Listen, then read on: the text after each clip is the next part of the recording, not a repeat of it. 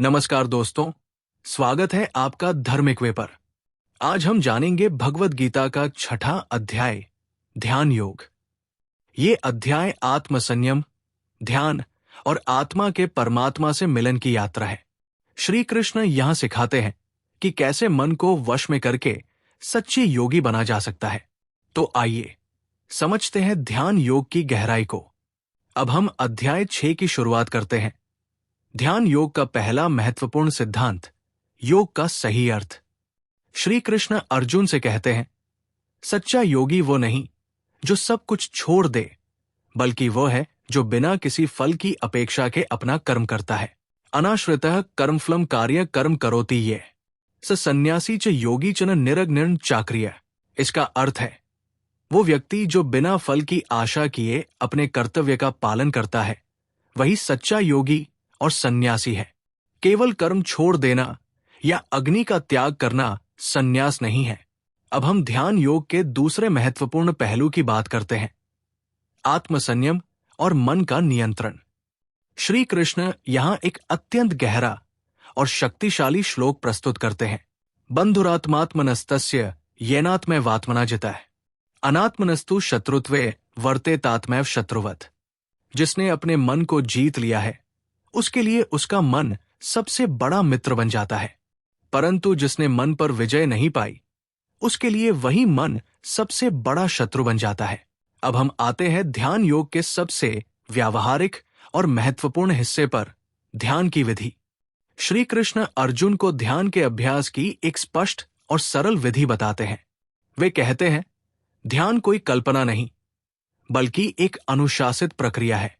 शुचो देशे प्रतिष्ठाप्य स्थिरमा सन्मात्मना नात्युच्छरित नातिनीचन चैलाजिन कुशोत्तरम तत्रे काग्रण मन कृत्वा यच्चित्तेन्द्रिय क्रिया उपविश्यासने युंज्याद्योगमात्म विशुद्धे समय कायशिरोग्रीव धार्यन नचल स्थिर। इन श्लोकों का भावार्थ, शांत और पवित्र स्थान का चुनाव करें। अच्छा आसन बिछाकर उस पर स्थिर बैठें, न बहुत ऊंचा न बहुत नीचा। रीढ़, गर्दन और सिर को सीधा रखें। शरीर स्थिर हो लेकिन तनाव मुक्त।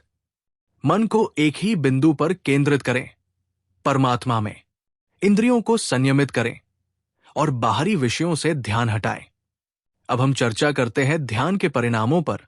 श्री कृष्ण हमें बताते हैं कि जब मन पूरी तरह से एकाग्र हो जाता है, तब योगी को परम शांति और आत्मा की ऊंचाई का अनुभव होता है। यत्रो परमते चित्त निरुद्ध योग सेव्या यत्र चैवात्मनात्मान पश्यन्नात्मनि तुष्यति।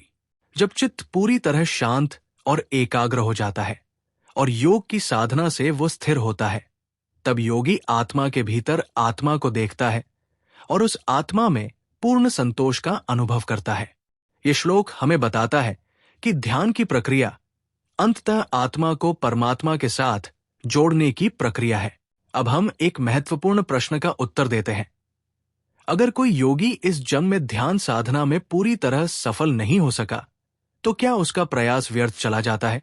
श्री कृष्ण इस सवाल का उत्तर देते हुए कहते हैं, बिल्कुल नहीं। योग कभी व्यर्थ नहीं जाता। उनका कहना है कि ऐसे योगी का पुनर्जन्म श्रेष्ठ कुल में होता है और वो वहीं से अपने प्रयास को जारी रखता है। प्राप्य पुण्यकृता लोकानुषित्वा शाश्वतीय समाय तत्र तब बुद्धि संयोग लभते पौर्वदेहिकम यत्र शास्त्र विधि विधान मस्ति सत्य च धर्मव्रता तत्र लभते समासाद्य तदर्थ पुनरेह च। ये श्लोक हमें ये सिखाता है कि योगी का प्रयास कभी व्यर्थ नहीं जाता। वो हमेशा आगे बढ़ता है, चाहे ये किसी और जन्म ही क्यों न हो। अब हम एक बहुत महत्वपूर्ण सवाल का उत्तर जानते हैं। योगियों में सबसे श्रेष्ठ कौन है?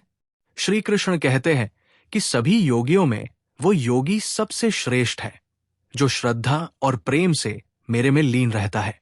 ये योगी केवल ध्यान या तपस्या करने वाला नहीं होता, बल्कि वो ईश्वर के प्रति अपनी निष्ठा और प्रेम से जुड़े हुए होते हैं।